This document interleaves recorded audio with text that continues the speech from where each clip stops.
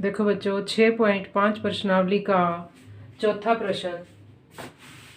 अब हमें ये बताना है, 3 माप दिए हुए हैं, हमें ये बताना है क्या ये समकोण त्रिभुज है या नहीं। तो इसके लिए क्या नियम है बच्चों, वही कर्ण का वर्ग बराबर आधार का वर्ग जमा लंब का वर्ग। अब अपने पास यहाँ 3 भुजाएं हैं, अब हमें कैसे पता चला कि कर्ण कौन है और अन्य भुजाएं कौन है। तो बच्चों इसकी क्या पहचान है, सुनो ध्यान से। ये समकोण त्रिभुज जो होती है, जो ये कोण समकोण होता है, ये सब न्यून कोण होंगे, तो सबसे बड़ा कोण समकोण हो गया। तो इसलिए समकोण के सामने की भुजा सबसे बड़ी होती है, यानी कि एक समकोण त्रिभुज में कर्ण सबसे बड़ी भुजा होता है। समझ आ गया। समकोण के सामने की भुजा सबसे बड़ी होगी, क्योंकि समकोण त्रिभुज में सबसे बड़ा कोण ये होता है, और बड़े कोण के सामने की भुजा सबसे बड़ी होती है, इसलिए कर्ण सबसे बड़ी भुजा है। तो अब आपको ये पता चला कि यहाँ आपके पास 3 भुजाएं हैं, एक 2.5 सेंटीमीटर, एक 6 सेंटीमीटर, एक 6.5 सेंटीमीटर। तो कर्ण होने की संभावना कौन सी है, सबसे बड़ी भुजा। सबसे बड़ी भुजा कौन सी है,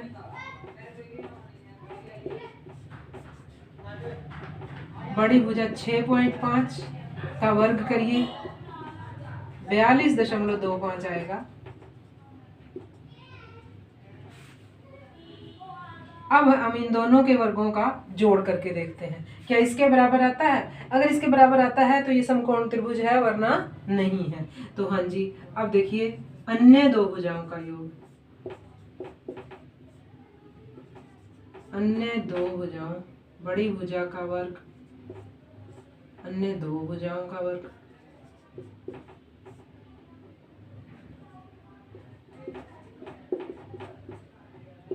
का वर्ग क्या होगा, 2.5 का वर्ग प्लस 6 का वर्ग। 2.5 का वर्ग होगा 6.25 और 36 में 6 जोड़ेंगे 42.25। बिल्कुल ठीक है, बिल्कुल वही आया 42.25। अतः हम कहेंगे हाँ ये समकोण त्रिभुज है। अब नेक्स्ट देखो, ये क्या है, सबसे बड़ी भुजा 2, 2 और 5 में कौन है, 5। तो बड़ी भुजा का वर्ग क्या हो गया, 5 का वर्ग 25 सेंटीमीटर स्क्वायर, और अन्य 2 का वर्ग प्लस 2 का वर्ग कितना होगा, 4 प्लस 4 8 सेंटीमीटर स्क्वायर। तो क्या ये बराबर है, नहीं। तो ये समकोण त्रिभुज नहीं है। अब देखिए नेक्स्ट, बड़ी भुजा कौन सी हुई, 1.5, 2 या 2.5, 2.5। बड़ी भुजा का वर्ग कितना हो गया, 2.5 का वर्ग 6.25, और अन्य 1.5 का वर्ग 2 सेंटीमीटर का वर्ग। 1.25 का वर्ग होएगा 2.25 और 2 का वर्ग होएगा 4। तो ये कितना आ गया, 4 और 2 6.25 सेंटीमीटर स्क्वायर। तो ये भी ठीक है, ये भी समकोण त्रिभुज हो सकती है। हाँ ये भी समकोण त्रिभुज हो सकती है। बड़ी भुजा कर्ण होती है, कर्ण का वर्ग अन्य 2 भुजाओं के वर्गों के योग के बराबर है, तो वह समकोण त्रिभुज हो सकती है। यानी कि कर्ण का वर्ग बराबर आधार और लंब के वर्ग के योग के बराबर है। तो इसके लिए ये नियम है कि बड़ी भुजा का वर्ग अन्य 2 भुजाओं के वर्गों के योग के बराबर आता है तो समकोण त्रिभुज है, नहीं आता है तो समकोण त्रिभुज नहीं है। अब देखिए 5वां प्रश्न। 5वां प्रश्न, एक पेड़ 5 मीटर ऊंचाई से टूट जाता है। देखो बच्चों ऐसे पेड़ है, ये 5 मीटर ऊंचाई है, और यहाँ से इस जगह से ये टूट जाता है, और टूट कर ये यहाँ 12 मीटर जमीन से ऐसे, यहां से ऐसे टूटकर पेड़ यहां आकर जमीन पर लगता है। तो बताइए कि पेड़ की ऊंचाई क्या थी। देखो बच्चों, पेड़ की ऊंचाई निकालने के लिए 5 मीटर तो ये है ही, ठीक है। अब ये देखो, ये पेड़ है यानी कि ये समकोण हो गया। पेड़ ऐसे जमीन पर ऐसे 90 डिग्री के कोण पर होता है, ये समकोण हो गया, ये आधार हो गया, ये 5 हो गई। ये जो यहाँ से टूट के यहाँ लगा तो ये क्या हो गया, कर्ण। हम कर्ण निकाल देते हैं, हम कर्ण निकाल देते हैं। और वो और ये 5 मीटर एक पेड़ की लंबाई होगी, क्योंकि यहाँ टूटकर यहाँ लगा आके, ये ऐसे है, ये टूटकर यहाँ लगा। तो ये दूरी अगर हमें पता चल जाती है, यानी कि ये माप पता चल जाता है, तो ये और ये जोड़ के हम पेड़ की लंबाई बता सकते हैं। तो ए, बी, सी और ये हो गया डी। तो मैं लेती हूँ समकोण त्रिभुज BAD में कर्ण का वर्ग बराबर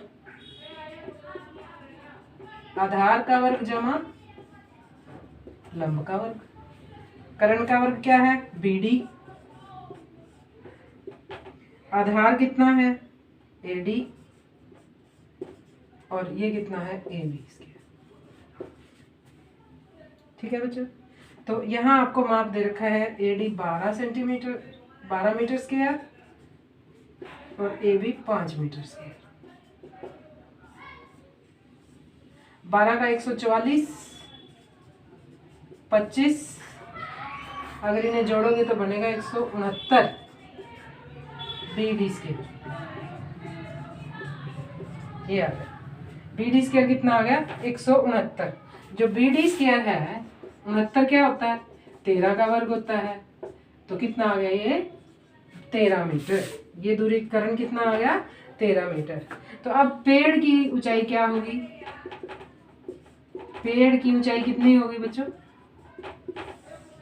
पेड़ की ऊंचाई 5 तो पहले थी, 13 और है, 5 + 13 बराबर 18 मीटर। इतनी लंबाई का वो वृक्ष था जो 5 से टूटकर नीचे जा लगा। तो इस तरह बच्चों आपको ये प्रश्न करने हैं। अब देखिए छठा प्रश्न। देखो बच्चों छठा प्रश्न, त्रिभुज PQR में Q 25 degree, R 65 degree, 25 degree और ये 65 डिग्री का कोण है। अब इनमें से कौन सा कथन सत्य है ये हमें देखना है। तो अब आपको फिर ये, अब यहाँ ये नहीं कह रखा ये समकोण त्रिभुज है, परंतु देखते हैं क्या ये समकोण त्रिभुज है। अगर समकोण त्रिभुज है तो हम पाइथागोरस थ्योरम का प्रयोग करते हुए हम निष्कर्ष पर पहुंच जाएंगे कि कौन सा कथन सत्य है। तो सबसे पहले ये देखते हैं, ये 25 डिग्री है, ये 65 डिग्री है, तो क्या कोण P 90 डिग्री है। अगर ये 90 डिग्री मिल जाता है तो इसका मतलब ये एक समकोण त्रिभुज है। और फिर कर्ण ये हो जाएगा QR स्क्वायर। फिर हम देखते हैं उसके बाद। तो सबसे पहले कोण P निकालते हैं, कोण P प्लस कोण Q प्लस कोण R। आपको पता है ना बच्चों, त्रिभुज के तीनों कोणों का जोड़ 180 डिग्री होता है। कोण P प्लस कोण Q 25 प्लस 65 बराबर 180। कोण P ये कितना आएगा 90 बराबर 180। तो कोण P कितना आ गया 180 माइनस 90 बराबर 90 डिग्री। इसका मतलब ये कोण कितना है 90 डिग्री का कोण है। यानी कि PQR जो त्रिभुज है ये भी एक समकोण त्रिभुज है। और समकोण त्रिभुज की जो समकोण होता है उसके सामने की भुजा क्या कहलाती है, कर्ण कहलाती है। तो इसका मतलब ये हुआ कि ये कर्ण है। अब देखते हैं हम QR कर्ण का वर्ग पाइथागोरस थ्योरम से,